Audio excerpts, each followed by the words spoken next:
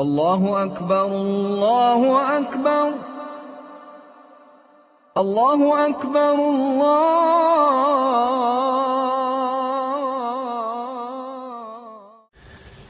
أعوذ بالله من الشيطان الرجيم بسم الله الرحمن الرحيم الصلاة والسلام على سيد المرسلين وعلى آله وأصحابه أجمعين.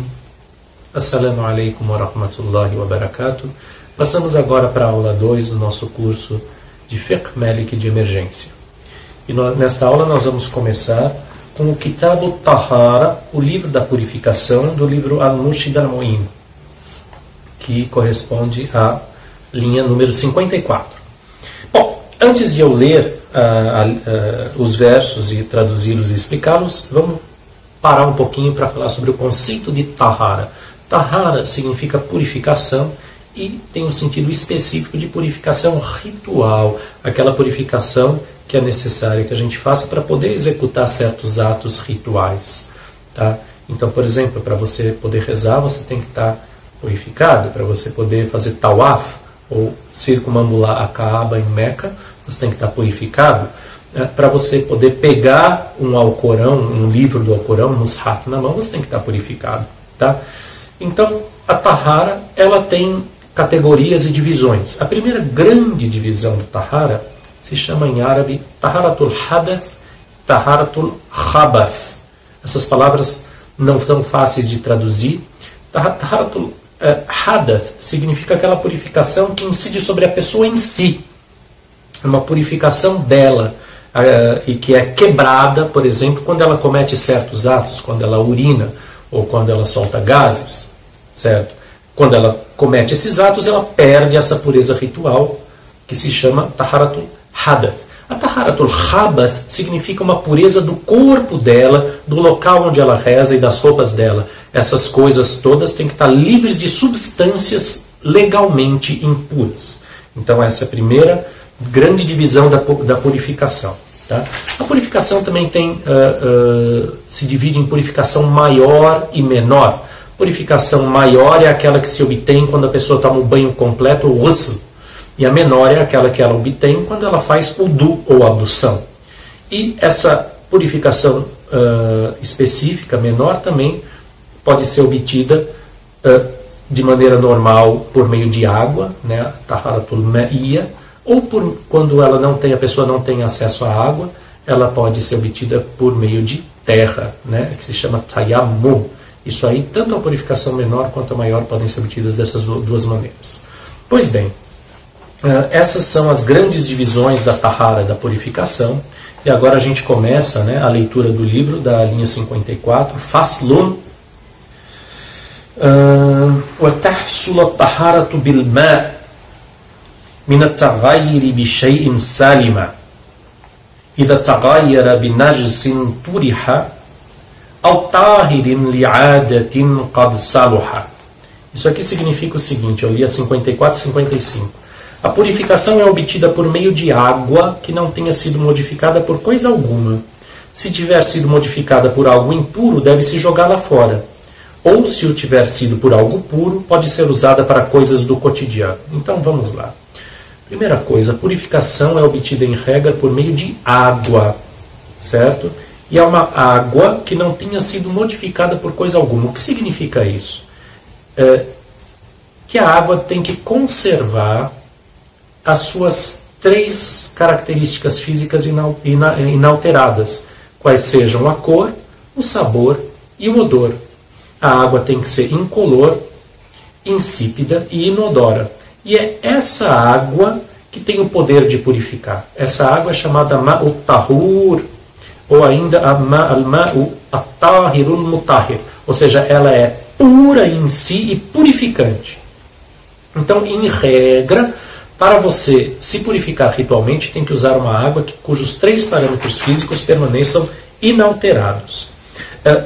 Aqui se diz, se ela tiver sido modificada por algo impuro, deve-se jogá-la fora. Ou seja, se algum desses 3 parâmetros físicos é modificado pelo acréscimo de uma coisa impura, de uma substância impura, como por exemplo sangue, ou como por exemplo fezes, ou como por exemplo urina, ou pus, caso modifique os parâmetros da água, ela não serve mais nem para a purificação, nem para nenhum outro uso comum, como por exemplo para ser bebida, ou para você usar ela para cozinhar, ou para você usar ela para limpar a casa. Por isso que ele diz aqui, ela deve ser jogada fora.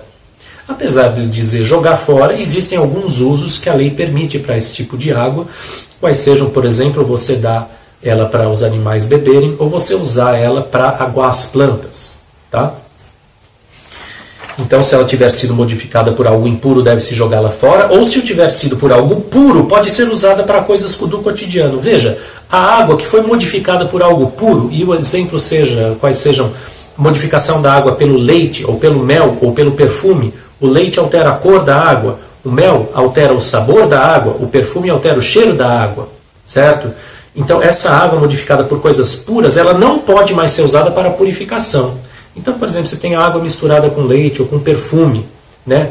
Uma água com perfume, por exemplo, que tem um cheiro diferente da água comum. Essa água continua sendo pura, porém ela perde o seu poder purificante.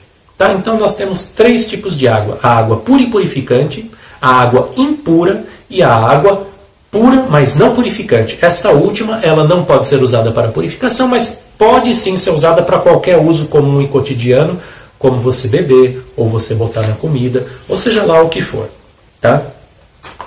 E agora, o último versículo aqui. وَإِذَا لَازَمَهُ فِي الْغَالِبِ كَمُغْرَةٍ فَمُطْلَقٌ كَالدَّائِبِ. Veja bem, ele fala que se ela tiver sido modificada por algo puro, pode ser usada para coisas cotidianas, parari, parará. A não ser que esse algo, ou seja, esse algo que modifica a água, se encontre habitualmente unido à água, como argila vermelha. Nesse caso, a água é pura e purificante, assim como aquela obtida pelo derretimento de gelo ou neve. Então veja só, existem algumas exceções à norma que diz que a água, cujas 3 características físicas básicas se alteraram, perde o seu poder purificante. A principal exceção é a seguinte, aquela água que você encontra no estado natural, num rio, num lago ou no mar, e que teve algum dos seus parâmetros físicos modificados pelo próprio ambiente onde ela se encontra, como por exemplo num rio, né, cujo fundo é argiloso e que deixa a água avermelhada, ou às vezes amarelada, ou às vezes esverdeada, certo? Essa água continua sendo pura e purificante.